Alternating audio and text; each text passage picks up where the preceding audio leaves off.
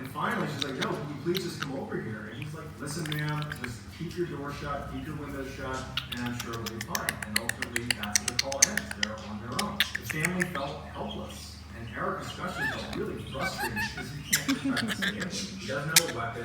He can't get to his vehicle. They're just trapped. And so they decide the only thing we can do is barricade ourselves inside of the house. And so for the next 30 minutes, they put heavy furniture in front of all the doors and the windows.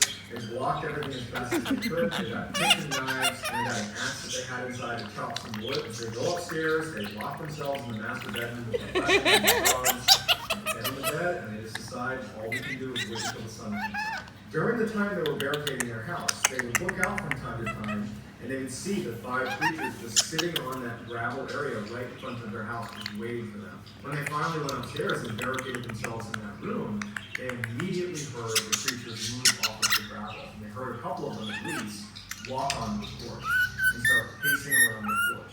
And it's totally silent besides the sounds of these creatures. And they were clearly communicating with each other.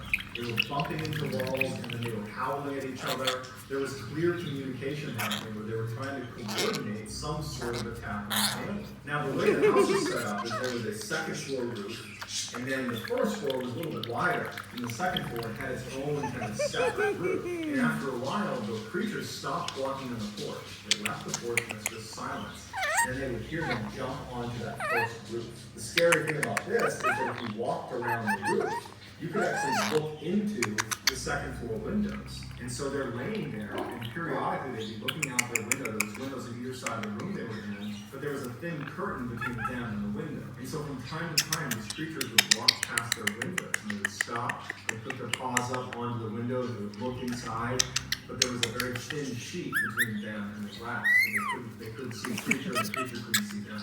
All night, they're listening to these creatures running around. And sometimes they hear really loud scratching, and they'd figure something out and they'd try and burrow their way into the house. But after a whole night of this, they never had people laughing, they never got inside the house. As the sun started to come up in the morning, the creatures jumped off the roof and they could hear them running away.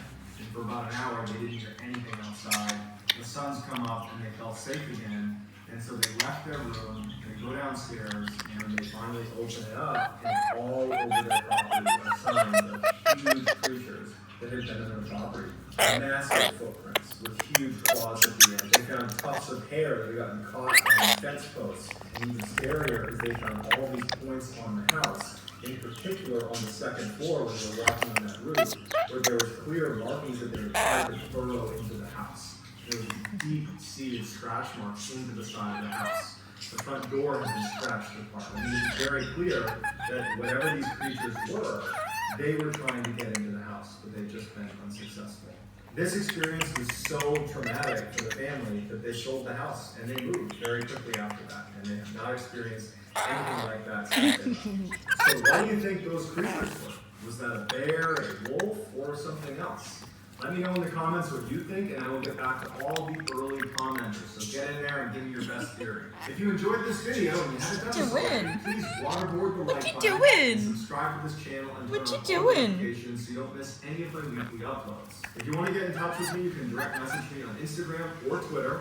My username on both those platforms is funny little bird. I'm also very active on TikTok, where my handle is Mr. Bowman. Got a ton of content over there as well. If you have a story submission, whether it's your own personal story or just a suggestion, please submit it to our subreddit. It's called Mr. Ballin. It's linked in the description below, and I read it every day. So if I intentionally use your story suggestion that I find on there, I will absolutely credit you. So whether I see you on Reddit, Instagram, Twitter, TikTok, here on YouTube, or some combination, I'm just incredibly thankful for your support. And until next time, guys, that's going to do it. See you.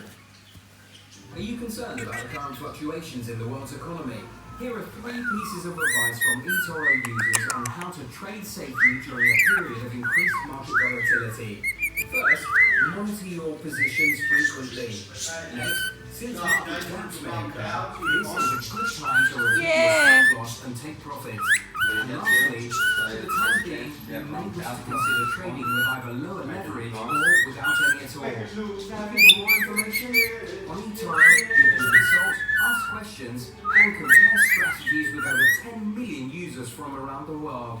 Join the conversation on eToro, the world's leading social trading network.